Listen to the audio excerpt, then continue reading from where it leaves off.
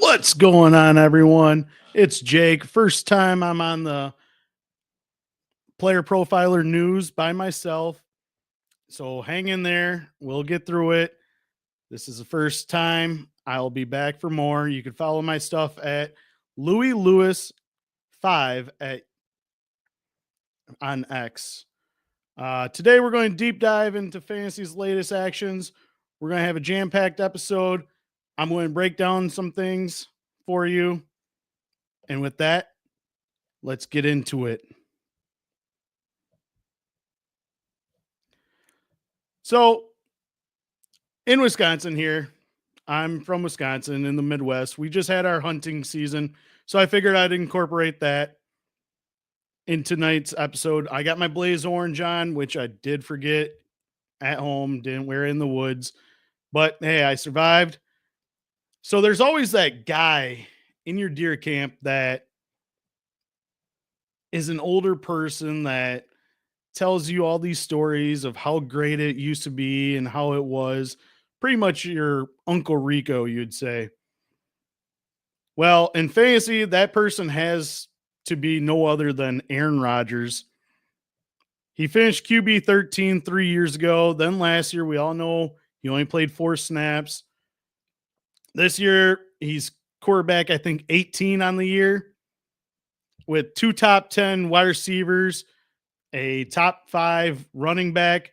What is going on with him? Is it just he's old? Is he just not playing as well? I don't know what can be more said for him. And now there's just firings after firings. I don't like seeing, much of the Jets in general. I mean, I don't think he's going to be on the team. There's already rumors showing that he's not going to be on the team next year, which I do believe he's not going to.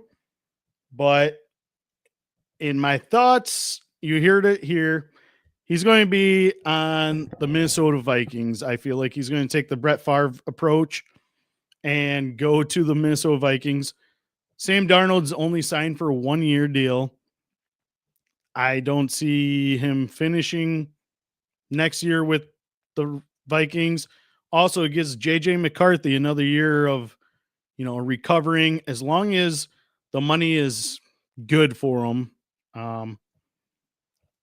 I see him taking the Brett Favre approach. That would be your old guy at your deer camp.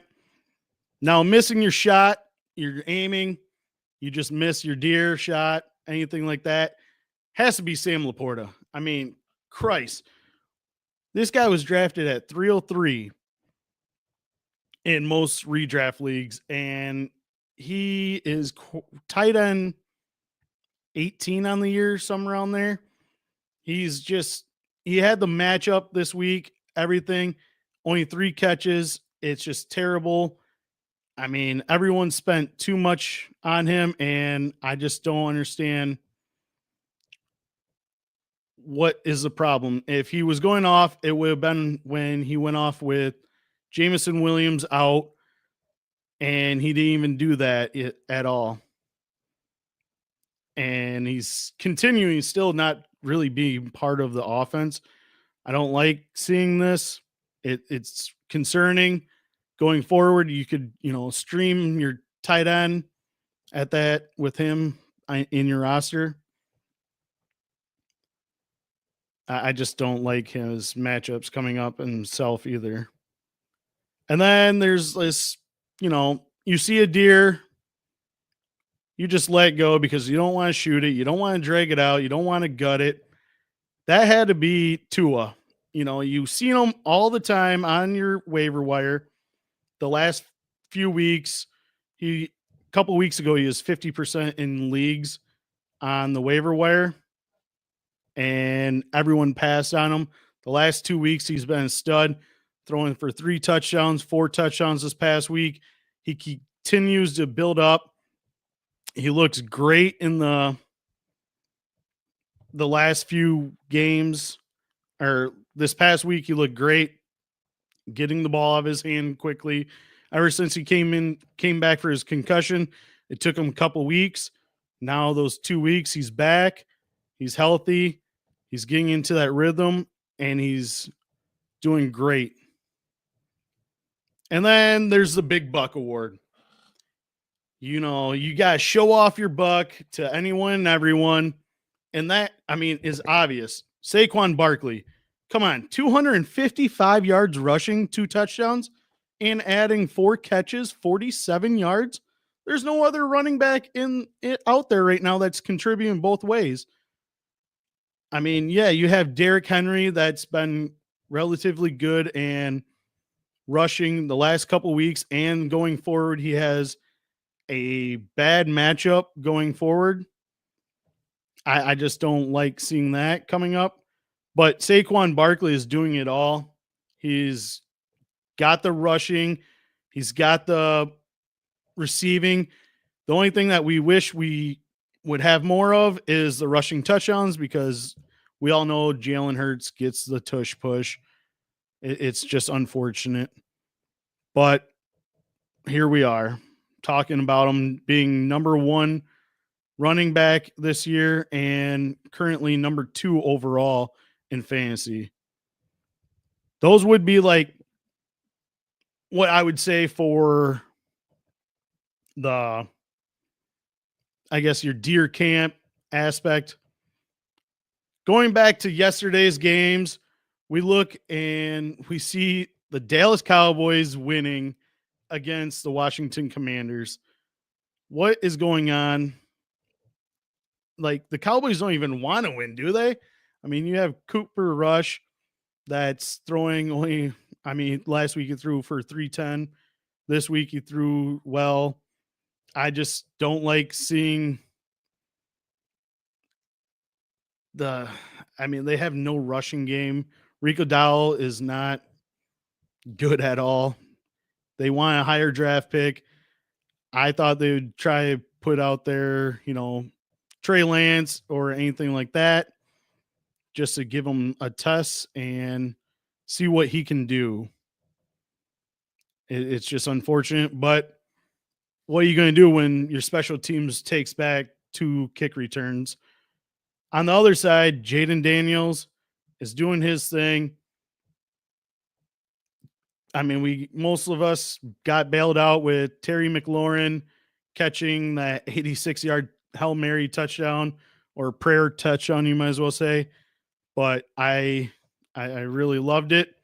It's just unfortunate that it just had to be that far down. Looking at tonight's premiere, the Baltimore Ravens versus the Los Angeles Chargers. We're looking at week 12, the 2024 season. The Ravens and Chargers are in this game. That has plenty of implications of fantasy, with the Ravens steamrolling most opponents, except for last week. They struggled to win against a touchdown-less Pittsburgh Steelers, who didn't even have that great of a game, but everyone on the Ravens struggled. And as for the Chargers, they're still staying, with a 4-game win streak. They're trying to stay atop of the wild card spot in the division, because I don't think they're going to jump Kansas City Chiefs. So they got to still stay in the wild card. It's time to assess the key players in this matchup. Breaking down relevant players for the Ravens, we got Lamar Jackson, Derrick Henry, Zay Flowers, and Mark Andrews in tonight's game. For the Chargers, well, we have Justin Herbert, J.K. Dobbins, Ladd McConkey, and Will Disley. Lamar Jackson has been a top 12 quarterback all year, except for last week against the Steelers. He was quarterback 23 on the week. Overall, it was not a good game for him, or even like the Ravens as a whole, like I already said. Lamar will need to dominate again, be himself like how he has been. passing for 3, 4 touchdowns, using his legs. If the Ravens want to win this game, I think they will win this. If I had to predict, I'm saying Ravens over the Chargers in the Harbaugh versus Harbaugh matchup. Justin Fields, on the other hand, he's been great the last 4 weeks. 3 top 10 finishes. The only other week was a top 12 quarterback on the week. He has been red hot. I think it continues tonight against this Ravens secondary. They're very vulnerable against the pass. Teams are passing 350 yards and almost 3 touchdowns on the road this year. So I feel like Herbert and all the weapons he has are going to have great games this week. I really like playing Herbert over Lamar Jackson, actually, in my opinion. Going to the running back position for tonight, Derrick Henry. If you bet anytime touchdown, I mean, it sounds like he's done it every single week. I think you're going to cash in that if you bet it this week as well. Not not any financial advice, but I just see him being dominant. At least 70 yards on the ground with a touchdown. He'll catch 1 or 2 balls out of the backfield. Most of that is going to Justice Hill now in the receiving game, but I expect them to use Henry on the ground just to get this going and hopefully get the Ravens the win. On the other side, J.K. Dobbins, he's found the end zone 6 times in the last 6 games. I look for him to have another touchdown this week and get a few catches out of the backfield. I'm guessing that touchdown is going to come through the air. He's been averaging over 15 fantasy points this season. I think it continues against this Ravens defense as well. Zay Flowers at the wide receiver position. He's easily the Ravens' number 1 wide receiver. He has 400-yard games on the year so far. But I think tonight, looking at the matchup, I don't feel comfortable saying he'll get much. If I had to put yardage on him, I see 60 yards and maybe sneaking into the end zone as long as Derrick Henry or Lamar Jackson doesn't steal it. Ladd McConkey, with the Ravens being very vulnerable at secondary, I see McConkey building on last week's performance, 6 catches, 123 yards. I see him getting another close to 100 yards. I wouldn't say 100, but he's just so crisp route running. Shows me similarities to Jordy Nelson, in my opinion. Great running routes, great hands. He's easily becoming Justin Herbert's favorite target. I think it's going to continue tonight in this game. I think it's going to be wheels up for McConkey. Mark Andrews, on the other hand, for the Ravens at tight end, he's got another tough matchup. If I had to, I would be benching him for Will Disley. I just see them clamping down on him tonight, giving you bare minimum fantasy points. So, like I said, I would pivot to Will Disley. And here's why. I'll even just talk about him. He's been busy as of late. Hayden Hurst is out again this week. Since week 7, Disley has 34 targets while only playing 68% of snaps. In the last couple weeks, it's been closer to 7 or over 70% of snaps. So I see him getting close again to 70%, and he's going to get more targets, especially against this weak secondary in Baltimore. I think he could easily be a top 12 tight end if his snap shares were up. Unfortunately, they're still 68% to 75%. I mean, but if I'm looking at it, I'm saying Will Disley will have a better night than Mark Andrews. As you finalize your lineups, it's important, in this Monday night football clash, keep an eye out. And like I said, if you can't pick up Disley instead of Andrews, well, good luck. But in my opinion, I'm still sticking with Disley.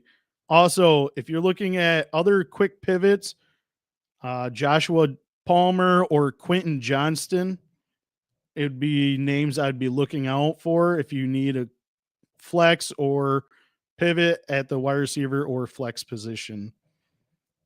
With both teams being critical moments in their season, expect a very competitive game that could possibly give you what you need for your fantasy teams. And hopefully, you guys succeed and continue. Good luck this week or tonight's matchup. I'll see you guys later. Hopefully, I wasn't too bad for being my first show. I know I got a lot more work to do, but if you guys want, drop in the comments. I'll try to take it and learn from it. And I want to see you guys next week. Hopefully, you guys join me. Also, be sure to follow, like, and subscribe on X for me, Louis Lewis 5. Also, be sure to follow Player Profiler News Desk. We got a lot of things coming out this at you. We also, for Player Profiler, we have the Fast Draft. It's an app. I'm going to get into it this weekend. So hopefully you guys download. You could get in tournaments, competitions. It's fast drafting. It's 6 rounds, 8 rounds, depending on which tournament you get in. But you might be facing me or one of the other guys from Player Profiler. I'll see you guys later. Peace.